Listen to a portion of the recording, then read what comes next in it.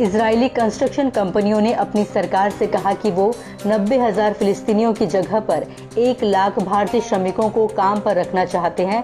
इसके लिए उन्हें इजाज़त दी जाए। दरअसल 7 अक्टूबर को हमास के हमले के बाद इजराइल में काम करने वाले 90,000 फिलिस्तीनी मजदूरों का परमिट रद्द कर दिया गया है। इस कारण इजराइल में निर्माण से जुड़े सभी काम ठप हैं। भारतीय श्रमिक ने खाड़ी के देशों में रेगिस्तान में आधुनिक शहरों को खड़ा किया है, जिस कारण इजरायली कंपनियों को भी इनकी मेहनत पर भरोसा है। वॉइस ऑफ अमेरिका की रिपोर्ट के मुताबिक इजराइल बिल्डर्स एसोसिएशन के उपाध्यक्ष हैम फिगलिन ने कहा, अभी हम भारत के साथ बातचीत कर रहे हैं। हमें श्रमिकों को मंजूरी देने के लिए इजरायली सरकार के फैसले का इंतजार है। हमें भारत से 50,000 से 1 लाख श्रमिकों की ज़रूरत है। अगर भारतीय श्रमिक इजराइल जाते हैं तो बड़े पैमाने पर रोजगार मिलेगा।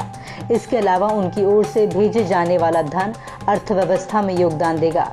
हालांकि भारत के विदेश मंत्रालय ने इस रिपोर्ट को लेकर अभी कोई प्रतिक्रिया नहीं दी है। अभी भी इस बात की जानकारी नहीं कि क्या भारत श्रमिकों को इजराइल जाने देगा, वो भी ऐसे समय जब युद्धग्रस्त क्षेत्र से भारतीयों को निकालने के लिए ऑपरेशन अजय अभी भी पूरा नहीं हुआ है।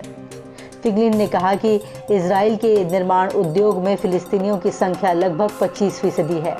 इनमें से भी 10% ऐसे हैं जो गाजा से आते हैं, वहीं बाकी वेस्ट बैंक से आते हैं।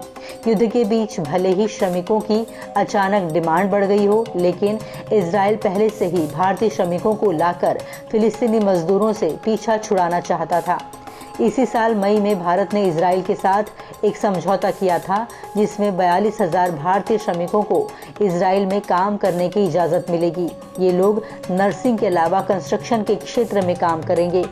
मई में इजरायली विदेश मंत्री एली कोहेन की भारत यात्रा के दौरान ये समझौता हुआ था।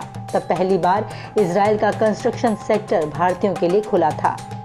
इस तरह की और भी न्यूज़ अपडेट्स जानने के लिए नवभारत को लाइक, शेयर और सब्सक्राइब करें।